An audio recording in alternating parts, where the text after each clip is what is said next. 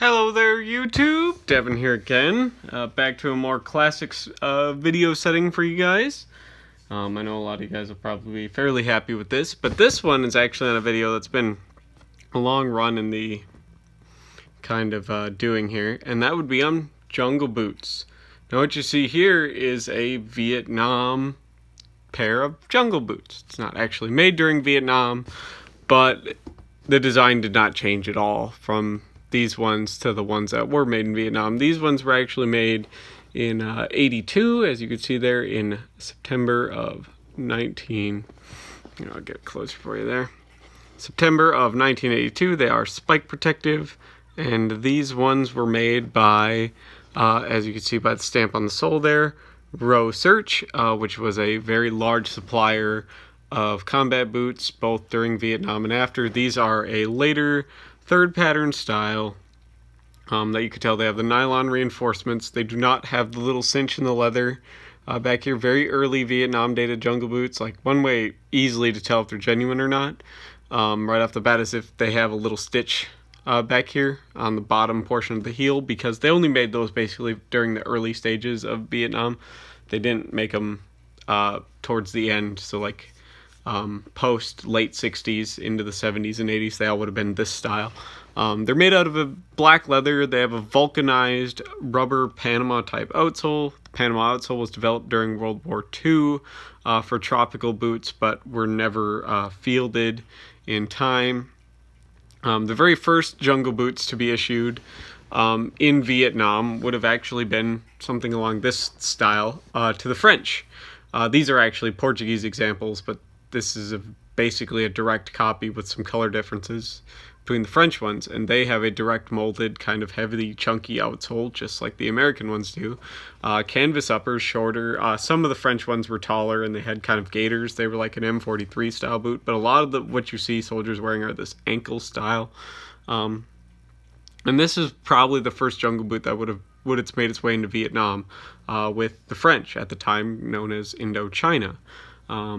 These are cool. These have their own video if you would like to see a video on this exact pair of boots. That is in my boots playlist. But the Americans, the first pair of American boots that I don't own, and they're very hard to find, would have been what was colloquially known as Okinawa boots, which would have been like a set of 1943 double buckle boots, but a lot of the leather uppers would have been replaced with canvas. Now, those tended to disintegrate, though, and did not last long. They were basically only there in the 1950s as part of the advisory period. And then you see different versions, 3 different main versions of jungle boots. Now, they're all basically the same upper-wise, except you see earlier ones did not have this ankle reinforcement. They would have been leather around the top here rather than nylon. And they would have had different soles. They would have had Vibram type outsoles, which are more reminiscent of the French kind of ranger boots. I don't have an example of those, but Mike B has an example of those, and he might have a video up on those on his channel. Or if you want to see what the soles look like, I also have a video on a pair of French ranger boots on my channel, one of my favorite pairs of boots. They would have had soles very similar to that, and then later they would have went to this to simplify manufacture. Now, all Vietnam jungle boots only have eyelets. They do not have speed laces, okay? It's one way to tell if they're actually authentic, at least to the style of Vietnam. So something that will pass in a reenactment or something. Another way is these drainage vents, okay?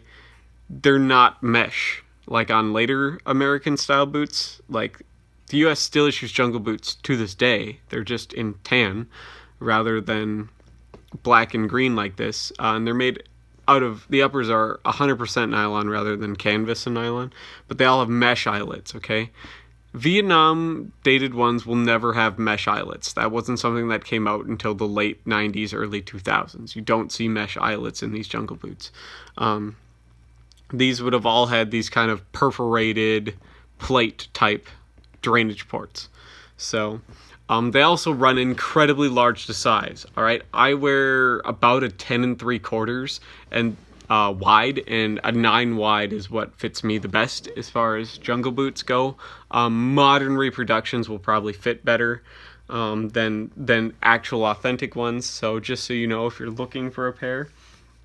And later these will have developed on the American side into a more desert climate suited environment. They get padded collars later, whereas you see these ones are unpadded. They're just thin. Later examples will get padded collars. You'll see them get mesh vent eyelets. You'll see them get speed laces and 100% nylon uppers.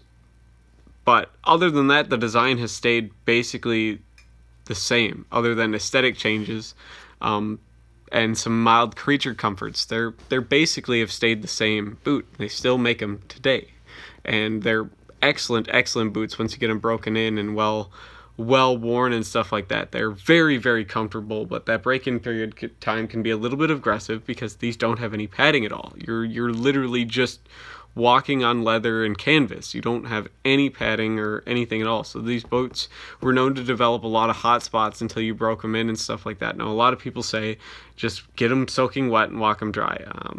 I've gone over that multiple times on my channel about why you shouldn't do that, how it's bad for the leather, it's bad for the materials, it promotes bacteria growth, which will eventually destroy your boots. So you don't want to do that. You want to try to keep these as dry as possible, especially if they're an authentic pair. You want to keep them nice.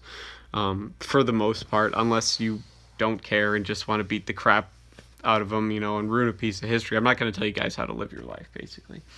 But a lot of other countries actually adopted and played on this design for the most part. You see the Australians eventually start issuing desert boots that are based off of these. Even so far as I've got a pair right here of modern day German jungle boots, and you can see where they take a lot from the American jungle boots, where they have these kind of green fabric uppers, leather reinforcements, a big chunky aggressive outsole to shed mud very easy, as well as get dirt and stuff like that. These ones do not have any drainage eyelets though. The Germans didn't put any drainage eyelets in this particular pair of boots. I don't know if they have other examples that do, but they've been around for a while and everyone really seems to like them. They've become very popular in fashion. You can see Kanye West wearing desert examples of these styles of boots quite regularly in the media. And I just wanted to go over some basic overviews and stuff like that between the different variations of jungle boots. I don't have all the examples because unfortunately they're very expensive and very hard to find in good condition. I bought this pair brand new a couple months back for an upcoming project. And I just wanted to share it with you guys. It's been requested in the comments quite a few times. So I wanted to show you some of the examples that you could find to kind of suit your needs and your style. I actually prefer this style of jungle boot over the American style. But the American style is very good.